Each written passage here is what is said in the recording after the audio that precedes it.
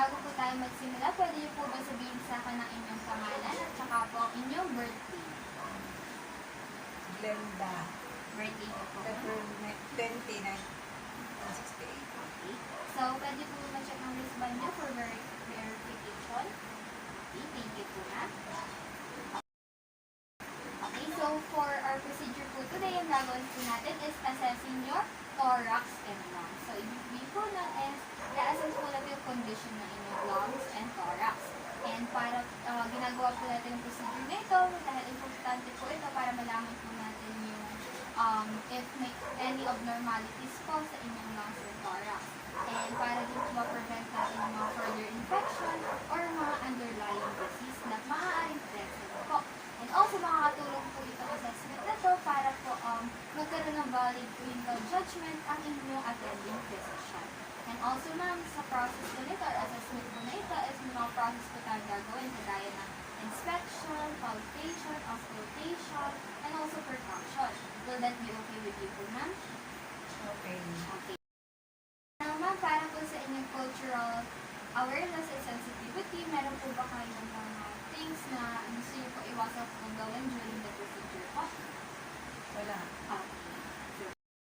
And also for your privacy po, ma'am, I've already closed the curtain and also the door para po mas maging comfortable po kayo sa procedure na ito. Okay, ma'am, ngayon po magpo-proceed na po tayo with infection control.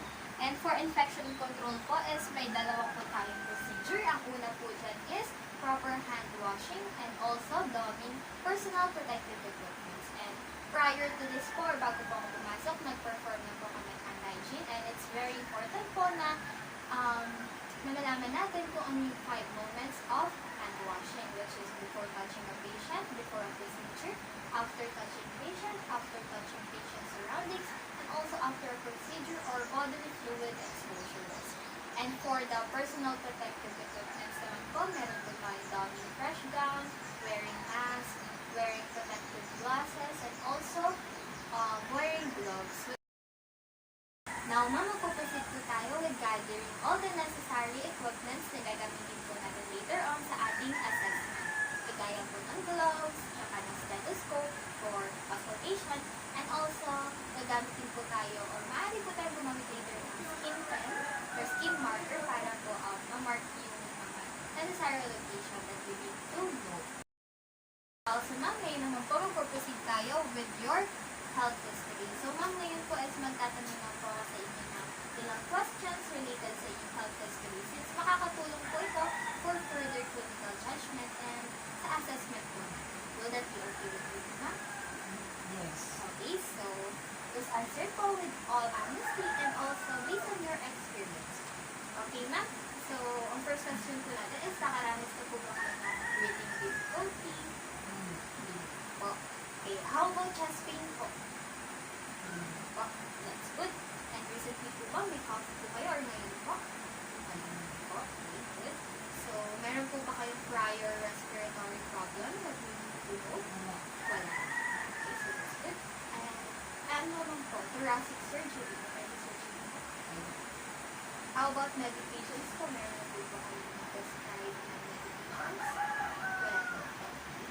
So, recently po ba, nag-undergo po kayo ng x-ray or influenza evaluation? Okay, so any lung disease po that we need to take note for? Wala. Okay, that's good. And last po ma'am, any experience po with smoking or secondhand smoking? Wala po. Okay, so that's good po. Okay, so that's it po for your health history. Okay, now po ma'am, before we start for the assessment itself, it's very important po na magsuot po kayo ng patient gown since makakatulong po yan para expose lamang yung area po na ating i-assess later on, which is your back. And this will help po to protect those areas na hindi naman po natin i-access. And for your security and privacy. And before the procedure po, it's very important po na maayos po ang ating positioning. So ma'am, always sit upright lang po for this procedure. Okay, now we're going to start first with inspection. And una dyan is we're going to assess or inspect the patient's nasal flaring and pursed lip breathing, if there's any presence of this. Okay, so ma'am po, mag-start na po ako with inspection. Meaning po, I will be observing lang po. So, for this part of the assessment, so all you have to do ma'am is just to breathe in, breathe out normally. Just you normally do po. And as you do that, I will observe lang po and take note of the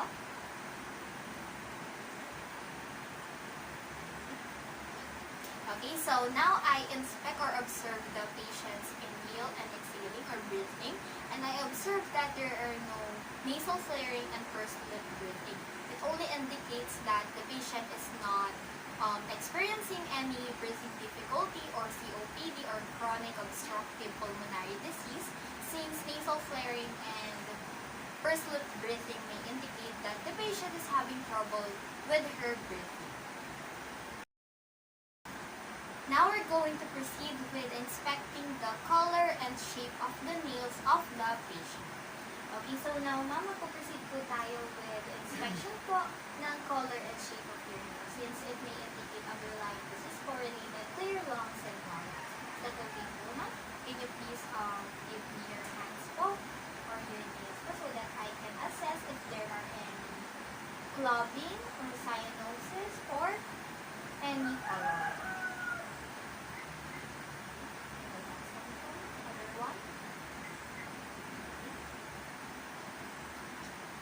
Thank you po, ma'am. Okay, so as I inspect the client's nails, the shape, and its color, I noticed that there are no presence of cyanosis or bluish tint, and also there are no pallor or being overly pale. In fact, the patient's nail bed are pinkish, and also there are no clubbing or bulging of the nails, which indicates that everything about the nails of the patient is normal. Now we're going to proceed with another part of the inspection, which is observe the use of accessory muscles. And we're just going to observe or inspect the patient while inhaling and exhaling so that we can take note if she's having difficulty when it comes to breathing by observing kung gumagamit siya ng accessory muscles such as the sternocleidomastoid, kaya yung mga shoulder part. And also, when it comes to breathing kasi, we only use our abdominal muscles, rib cage muscles, and also the diaphragm. So, if may instances na gumagamit si patient na accessory muscles, baka nagkakaroon na siya ng trouble when it comes to breathing. Okay, so now ma'am, i-observe ko lang po yung inyong accessory muscles. So, just breathe in and breathe out normally po, just what you always do. Okay po kayo na? Okay, so let's see na po. Inhale and exhale po. Okay, so as I observe the patient, I can see naman na normal naman yung pattern ng breathing niya, and I can observe na hindi naman siya gumagamit excessively na kaya shoulder when it comes to breathing. So that might indicate that everything is normal about her breathing. And also, it might indicate na walang obstruction sa kanyang airway. Now we're going to proceed with the last part of the inspection, which is inspecting the client's positioning. And for this, we're going to observe how the client carry herself while breathing. And also, we're going to instruct the patient to just sitting upright position all throughout the assessment so that it will allow the lungs to expand or lung expansion while sitting. Okay, so now ma'am, bago po tayo mag-proceed with other part of our assessment, may I instruct you po na mag-sit upright lang po kayo all throughout the assessment, since it will allow us po or allow you for your lungs to expand po, and that will help po with the assessment para po mas maayos yung mga resulta na makukuha po natin. Okay lang po ba? Okay, thank you ma'am. Now we're going to proceed with another part of the assessment, which is palpation. And first to that is we're going to palpate for tenderness and sensation. For this, we're just going to palpate the patient and ask her to report if she felt any pain and tenderness as I palpate her. And also for the sensation, we're going to assess for the temperature. And prior to this palpation, we're just going to wear or put on the gloves to mitigate any risk of infection. So let me put on my gloves first.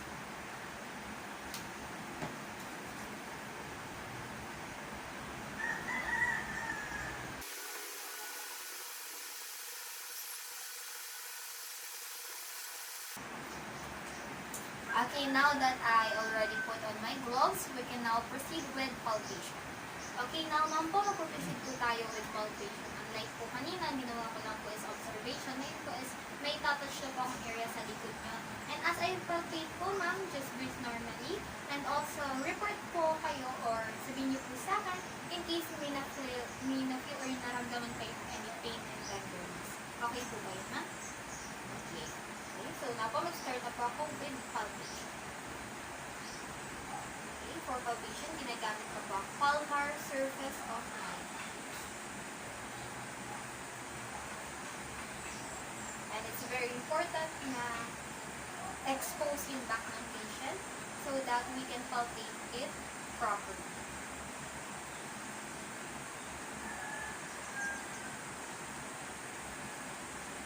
Okay, so ma'am, nung pinalpate ko po ba kayo, nakaramdam po ba kayo ng any pain or tenderness? Okay. So, since the patient verbalized that she didn't feel any pain or tenderness, that means the tenderness is fine and walang any abnormalities when it comes to that aspect. And now we're going to proceed with sensation and we're going to assess for the temperature.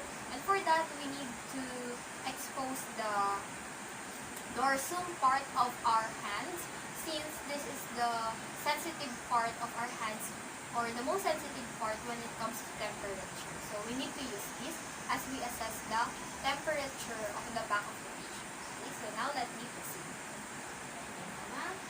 Proceed na po ako with palpation here.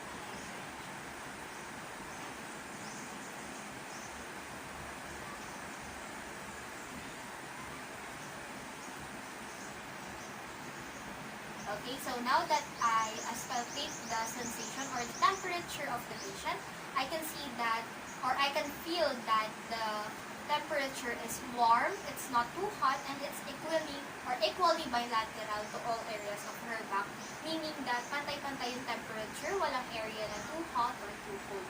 Since kapag may area na too hot, it might indicate na may inflammation sa spinal nerve in patient. And we don't want that, and since the temperature of the patient is equally bilateral, that means when it comes to temperature or sensation, everything is normal. Now we're going to proceed with another part of the palpation, which is palpating for the crepitus. So the crepitus, it is the sound or the crackling or popping sound that is produced by the body that may indicate that there is a trapped air under the skin. So that trapped air will produce the crackling and popping sound. And we're going to palpate the patient or apply pressure so that we can assess kung meron bang presence ng crepitus, since crepitus might be a symptom of an underlying disease. So now ma'am, magpa-proceed po ulit ako with palpation. So mag-apply lang po ako ng popping pressure and observe po kung anong sound ang mapoproduce po ng skin. Okay lang po ba yun? Okay, so now po, proceed na po ako. So just breathe naman po.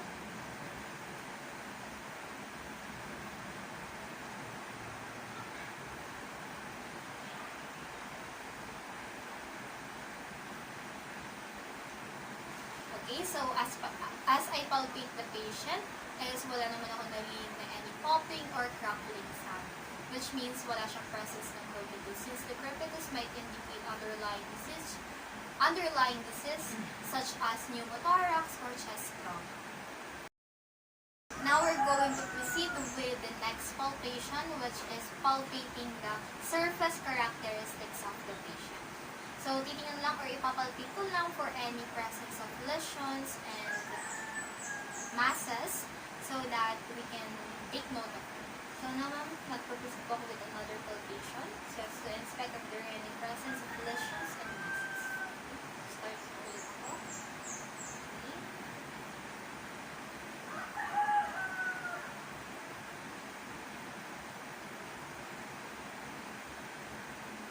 Okay. Okay, so as I palpate the patient, I can say that there are no presence of lesions and masses sa back ng patient. Wala akong naramdam na any bulging or any injury. Though I can see or observe may mga moles ng patient sa back niya, but it's not palpable. For palpation ng fremitus, we're going to observe or feel for the vibration that will be produced by the patient later on kasi we were going to instruct the patient to say words such as 99 so that it will produce vibration, and we should feel it all over the area of the back. So now ma'am, magpo-proceed po tayo with the last part of palpation. And ma'am, instruct ko lang po kayo na as I palpate your back po, pwede niyo po bang banggitin yung word na 99? Okay po kayo, malinaw po? Okay, so mag-start na po ako. So for the palpation ng fremitus, I'm going to use the ulnar surface of my hand o yung gilid so that I can feel the vibration. Okay, so now mag-start ako with the apex part of it. Okay, so now ma'am, start po ako. Can you say the word? 99, 99, 99, 99,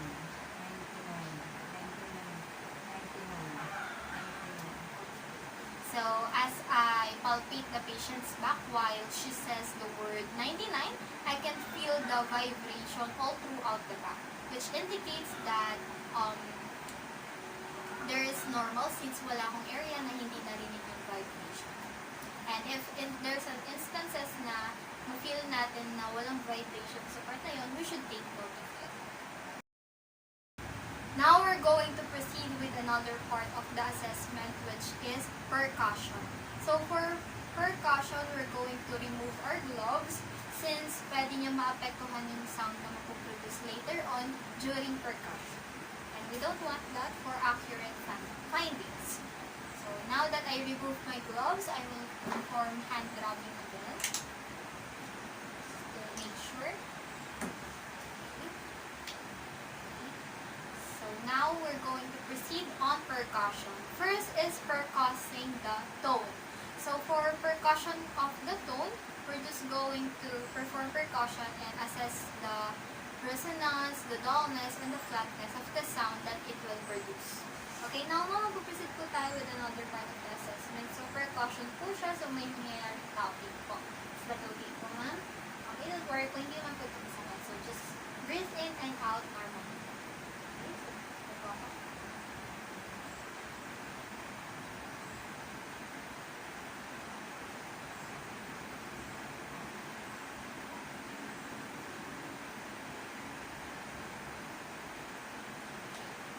Okay, so as I've done the percussion, I can observe that the tone that was produced by the patient is only resonant, which means low pitch and there is dullness. So that is normal since the lungs is mostly filled with air.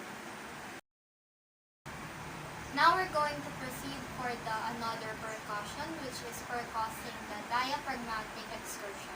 So for this naman, we're going to instruct the patient to inhale and then hold, exhale and then hold, so that we can assess the movement of the muscles while breathing. So if there are any differences when it comes to sound, we're going to mark it using the skin marker. So now we're going to start. So ma'am, ngayon po, proceed po tayo with another percussion. So another tapping na po ulit.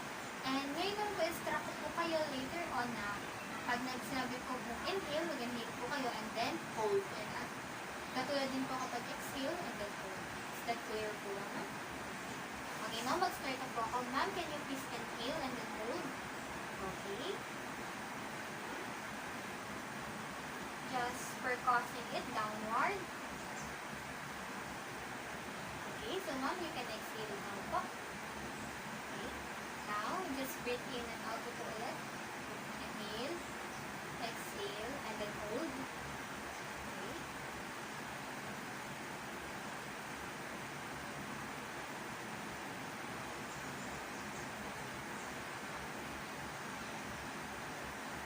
Okay, ma'am, you can now breathe in normally and breathe out normally. Okay. Okay, so as I do or did the percussion to the patient, I noticed that there are no differences sa sound. So, in every area there is like normal sound, so there is normal movement of the muscles while breathing. So I am not marking anything. So hindi ko gagamit yung skin marker to mark anything for this patient. And we're just going to take note about the normal findings that we found out. Now we're going to proceed to another part of the assessment, which is auscultation. And for auscultation, we're going to auscultate first using the stethoscope, the breath sounds of the patient. So, ma'am, ngayon po mag-start na po tayo with auscultation. So, gagamit na po ako ng stethoscope so that mas makikinig ko po yung inyong breath sounds. And just breathe in and out normally po as I do it. Okay lang po ba yun na? Clear po ba? Okay. So, now, I'm going to warm the stethoscope so that it will not startle the patient. Now that it is proper or normal temperature, I'm going to start with auscultation. Start po ako dito with the apex. And then the next thing natin na normally. And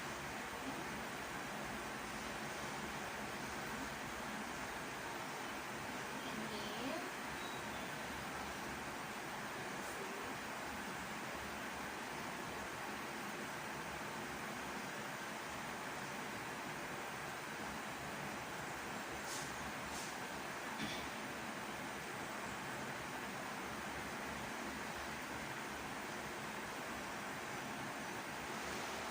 okay, so now I'm finished with auscultating the breath sounds of the patient, and I can see that it's normal naman since the findings is when it comes to over sa trachea, it is loud and high pitch, but pagdating sa mainstream bronchi, it is medium pitch, but pagdating sa overall or most part ng peripheral lung area or lung surface, it is soft, breezy, and low pitch, which means that it is a normal finding.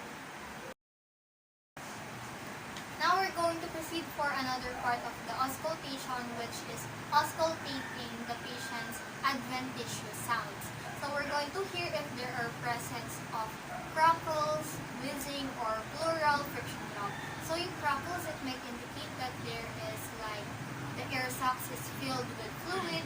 For the whizzing, it might indicate that there is like narrowing when it comes to air tube. And the pleural friction rub might indicate that there is an inflammation around the lung area. So we're going to watch out for those sounds. Now I'm going to proceed. Ma'am, proceed po ulit ako for another auscultation. Okay, so just breathe in and out normally po as I do it. Ma'am, okay po? Okay?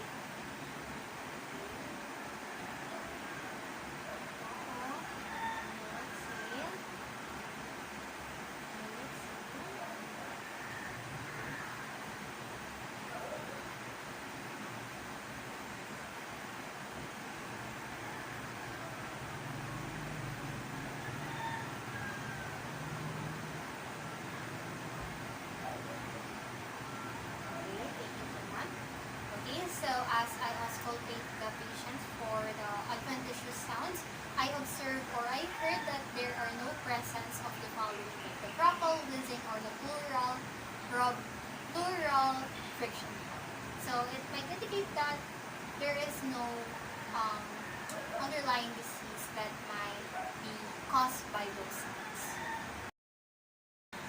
Now we're going to proceed for the last part of the auscultation, which is auscultate for the voice sounds. Herein, we're going to assess for the intensity and the clarity of the voice of the patient as she says some certain words as I auscultate her. So I'm just going to listen and note for any abnormalities or any differences when it comes to her voice while hearing it through the stethoscope.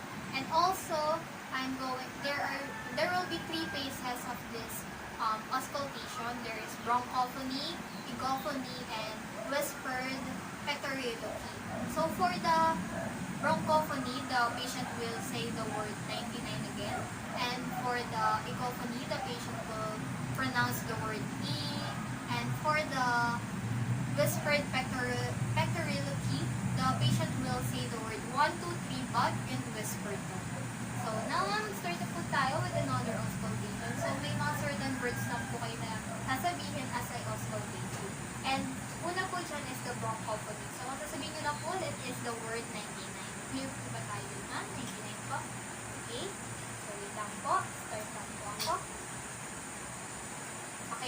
mag-start na po tayo. Can you say the word 99 po? 99, 99, 99, 99, 99, 99, 99, 99, 99. Okay. So, as the patient says the word 99, I can see the clarity, or I can hear the clarity of her voice while auscultating naman. So, now we're going to proceed with egophony. So, naman with egophony naman po, you're going to pronounce the word as I auscultate you po. Okay na po ba yun? Clear po ba? Okay, so now start na po tayo with egophony. Okay, now mo start.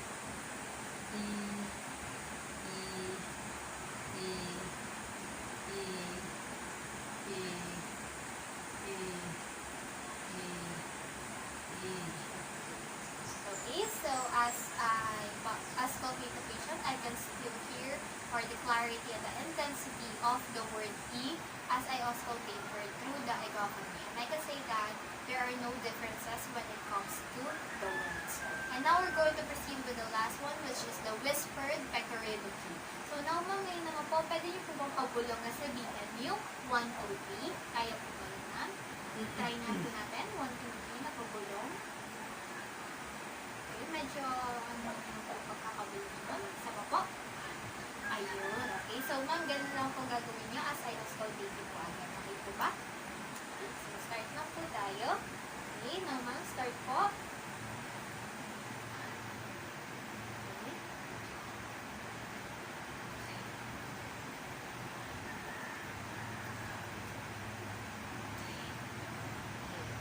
Okay, so as the patient says the word 1, 2, 3, as I auscultate her through the whispered pectoridochy, I can say that there are no abnormalities naman since I can still feel the intensity and I can hear the clarity of her voice through the auscultation. So I can say that everything is normal. Now, magpo-proceed na tayo with documentation. So now, magpo-proceed na po ako with documenting everything, yung every results po na naging assessment natin today. And makakarating lang po ito sa inyo attending physician. And don't worry po because it will remain confidential unless po inyo po ito i-disclose. So, okay. And bago po tayo mag-part ways and i-add itong assessment ito, let me remind you lang po about the holistic nursing. So, for holistic nursing po, we care about you, mind, body, and soul. So, every aspect of you po, it may be socially, physically, mentally, everything po na you can reach out to us if you encounter any problem and don't hesitate. And don't hesitate po because we're here to help you in any ways that you can.